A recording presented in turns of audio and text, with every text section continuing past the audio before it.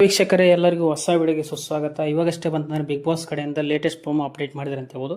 ಈ ಪ್ರೋಮೋದಲ್ಲಿ ಬಂತಂದರೆ ಯಾವುದೇ ರೀತಿ ಗಲಾಟೆ ಆಗ್ತದೆ, ಇದರಲ್ಲಿ ಯಾರ್ಯಾರು ಯಾವುದಕ್ಕೋಸ್ಕರ ರಿಜೆಕ್ಟ್ ಆದರು, ಮತ್ತು ಅವರಿಂದ ಇರೋರು ಯಾರು, ಮತ್ತು ವಿನಯ್ ಗೌಡ ಅವರು ಯಾವುದಕ್ಕೋಸ್ಕರ ರಿಯಾಕ್ಟ್ ಮಾಡಿದರು, ಇದರಲ್ಲಿ ಅಂದರೆ ಮಾಸ್ಟರ್ ಕನ್ನಡಿಗ ಅಂತಂದ್ರೆ ಬ್ಲಾಗಿಂಗ್ ಮಾಡೋಕೆ ಫೇಮಸ್ ಆಗಿದ್ದಾರಲ್ಲ ಅವ್ರ ಬಗ್ಗೆ ಏನು, ಅದ್ರ ಬಗ್ಗೆ ಎಲ್ಲ ಸಂಪೂರ್ಣ ಡೀಟೇಲ್ ತಿಳಿಸ್ಕೊಡ್ತಾ ಹೋಗ್ತೀನಿ. ಯಾರು ಅದಕ್ಕೂ ಮೊದಲು ಯಾರು ಹೊಸಬ್ರು ನನ್ನ ಚಾನಲ್ ನೋಡ್ತಾರೆ ತಪ್ಪದೆ ಸಬ್ಸ್ಕ್ರೈಬ್ ಮಾಡಿ, ಬೆಲ್ಲೈಕನ್ ಕ್ಲಿಕ್ ಅಂತ ಒತ್ಬಿಟ್ಟು ಆಲ್ ಅಂತ ಸೆಟ್ ಮಾಡಿ. ಯಾವುದೇ ರೀತಿ ವಿಡಿಯೋ ಹಾಕಿದ್ರೆ ಇದೇ ರೀತಿ ವಿಡಿಯೋ ಹಾಕ್ತಿದ್ರೆ ನಿಮಗೆ ನೋಟಿಫಿಕೇಶನ್ ಬರುತ್ತೆ. ಅದು ಬಂತು ಅಂದರೆ ಇಲ್ಲಿ ಫಸ್ಟ್ ಈ ಪ್ರೋಮೋದಲ್ಲಿ ಏನಿದೆ ಅಂತ ತಿಳಿಸ್ಕೊಡ್ತಾ ಹೋಗ್ತೀನಿ ನೋಡಿ ಫ್ರೆಂಡ್ಸ್. ಇದರಲ್ಲಿ ಬಂತು ಅಂದರೆ ಬಿಗ್ ಬಾಸ್ ಅವರು ಯಾವ ಥರ ಟೈಟಲ್ ಇಟ್ಟು ಅಂದರೆ ಅಪ್ಲೋಡ್ ಮಾಡಿದ್ದಾರೆ ಅಂತ ಪ್ರೋಮೋ ಬಗ್ಗೆ ಹೇಳ್ಕೊಡ್ತೀನಿ ನೋಡಿದ್ರೆ. ಟೈಟಲ್ ಯಾವ ಥರ ಇಟ್ಟಿದೆ ಅಂದರೆ ಬಿಗ್ ಬಾಸ್ ಮನೆಯಲ್ಲಿ ಒಬ್ಬರು ಹೋಗೋರು ಸುಲಭವಲ್ಲ, ಅಂದರೆ ಇದರಲ್ಲಿ ಟ್ವಿಸ್ಟ್ ಇರುತ್ತೆ. ಇದರಲ್ಲಿ ಸೆಲೆಕ್ಟ್ ಮಾಡೋರು ಜಡ್ಜಸ್ಗಳು ಅವ್ರನ್ನ ಮೆಚ್ಚಿಸಬೇಕು. ಇದರಲ್ಲಿ ಮೊದಲಿನ ಥರ ಕಂಟೆಂಟ್ಸ್ಗಳನ್ನ ಬಿಗ್ ಬಾಸ್ ಅವರ ಸೆಲೆಕ್ಟ್ ಮಾಡ್ತೀವಿ, ಈಗ ಆ ರೀತಿ ಇಲ್ಲ, ಪ್ರೊಸೆಸ್ ಚೇಂಜ್ ಆಗಿದೆ.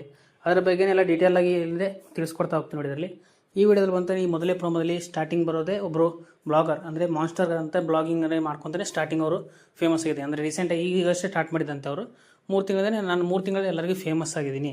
ಅದರಲ್ಲಿ ಬಂದವರು ವಿನಯ್ ಗೌಡ ಅವ್ರು ಹೇಳ್ತಾರೆ, ನಿಮ್ಮದು ಮಾಸ್ಕ್ ಹಾಕ್ಕೊಂಡಿದ್ದಾರೆ ಅಂದರೆ ಹೆಲ್ಮೆಟ್ ಹಾಕೊಂಡು ಬಂದಿರ್ತಾರೆ. ಅದು ಇದು ಒಬ್ಬ ಸ್ಪರ್ಧಿಯಾಗಿ ಅದರಲ್ಲಿ ಹೆಲ್ಮೆಟ್ ಹಾಕೊಂಡು ಹೋಗೋಲ್ಲ, ನಿಮ್ಮದು ಹೆಲ್ಮೆಟ್ ತೆಗೀರಿ ಅಂತಂದು ಅವರು ವಿನಯ್ ಗೌಡ ಅವರು ಸಾಫ್ಟಾಗಿ ಕೇಳ್ತಾರೆ ಅಂತ ಹೇಳ್ಬೋದು.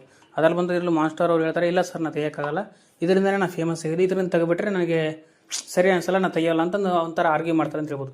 ಅದಕ್ಕೋಸ್ಕರ ಇವರು ವಿನಯ್ ಗೌಡ ಸ್ಟಾರ್ಟಿಂಗ್ ಅಂದರೆ ಹೋದ ಸೀಸನಲ್ಲಿ ಅದಕ್ಕೆ ಮುಂಚೆ ಫಸ್ಟ್ ಸೀಸನ್ ಅಂದರೆ ಸೀಸನ್ 10 ಇವ್ರು ಯಾವ ಥರ ಇದ್ದರು, ಯಾವ ಥರ ಆಟ ಆಡಿದ್ರ ಬಗ್ಗೆ ಎಲ್ಲ ತಿಳಿಸ್ಕೊಟ್ಟಿದ್ದೀನಿ. ಅಂದರೆ ಯಾವ ಥರ ಇದರಲ್ಲಿ ಸಣ್ಣ ಸಣ್ಣ ವಿಷಯಕ್ಕೆಲ್ಲ ಗರಂ ಆಗ್ತಾಯಿದ್ದಾರೆ ಗೊತ್ತಲ್ಲ. ಅದ್ರ ಬಂತ ವಿನಯ್ ಗೌಡ ಅವರು ಈ ರೀತಿ ಆ್ಯಟಿಟ್ಯೂಡ್ ತೋರಿಸಿದ್ರಂತೂ ಕೇಳೋದೇ ಇಲ್ಲ ಅಂತ ಹೇಳ್ಬೋದು. ಈ ಥರ ಎಲ್ಲ ಓವರ್ ಆ್ಯಕ್ಟಿಂಗ್ ಎಲ್ಲ ಮಾಡ್ತಿದ್ದಾನೆ ಅವನು. ಇದಕ್ಕೋಸ್ಕರ ಇವನು ಕ್ಯಾಂಡಿಡೇಟ್ಸ್ ಸರಿ ಇಲ್ಲ, ಇದಕ್ಕೋಸ್ಕರ ನಾನು ರಿಜೆಕ್ಟ್ ಮಾಡ್ತೀನಿ, ಇವನ್ನ ಸೆಲೆಕ್ಟ್ ಮಾಡಲ್ಲ ಅಂತ ಹೇಳ್ತಾರೆ. ಅದಕ್ಕೂ ಜಡ್ಜಸ್ಗಳೆಲ್ಲ ಒಪ್ಕೊಂತಾರೆ ಅಂತ ಹೇಳ್ಬೋದು. ಯಾಕಂದರೆ ಅವರು ಮಾತಾಡಿದ ರೀತಿಯೇ ಆಗಿತ್ತು.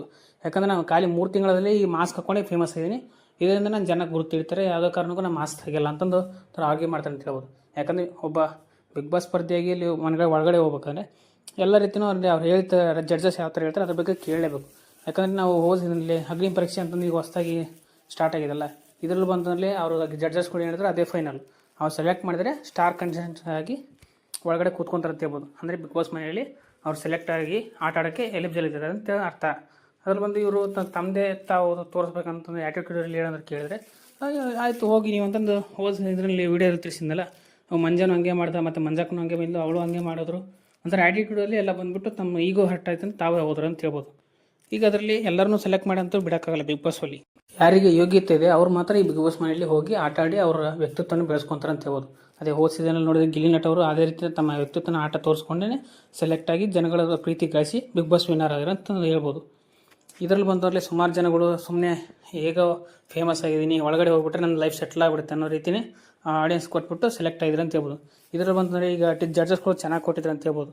ಜಡ್ಜಸ್ಗಳು ಹೇಳಿದ ರೀತಿಯೇ ಕೇಳಬೇಕು, ಅವರು ಕೊಟ್ಟು ಟಾಸ್ಕ್ಗಳು ಪಾಸ್ ಆದವ್ರು ಮಾತ್ರ ತೊಗೊತಾರೆ. ಅವ್ರಿಗೇನಾದ್ರು ಡಿಸ್ಕಷನ್ ಮಾಡಿ ಅವ್ರು 4 ಜನಕ್ಕೆ ಒಪ್ಪಿಗೆ ಆದರೆ ಗ್ರೀನ್ ಸಿಗ್ನಲ್ ಸಿಕ್ಕರೆ ಮಾತ್ರ ಅವರು ಸ್ಟಾರ್ ಕಂಟೆಸ್ಟೆಂಟ್ ಆಗಿರ್ತಿ ಸೆಲೆಕ್ಟ್ ಆಗ್ಬೋದು.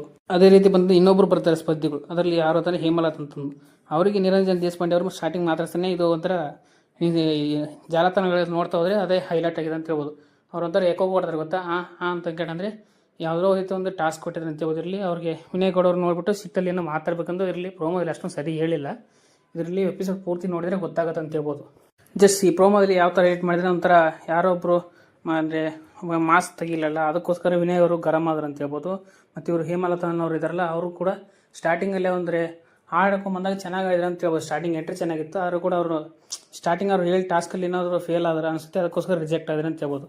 ಈ ಪ್ರೋಮೋದಲ್ಲಿ ಇದು ಇಷ್ಟ ಆಗಿತ್ತು ಫ್ರೆಂಡ್ಸ್. ಈ ವಿಡಿಯೋ ನಿಮಗೆ ಇಷ್ಟ ಆದರೆ ತಪ್ಪದೇ ಒಂದು ಲೈಕು, ಸಬ್ಸ್ಕ್ರೈಬು ಮತ್ತು ನಿಮ್ಮ ಫ್ರೆಂಡ್ಸ್ಗಳು ಶೇರ್ ಮಾಡಿ ಅಂತ ಹೇಳ್ತಾ ಮುಂದಿನ ವಿಡಿಯೋ ಸಿಗೋ friends. Love you all, take care.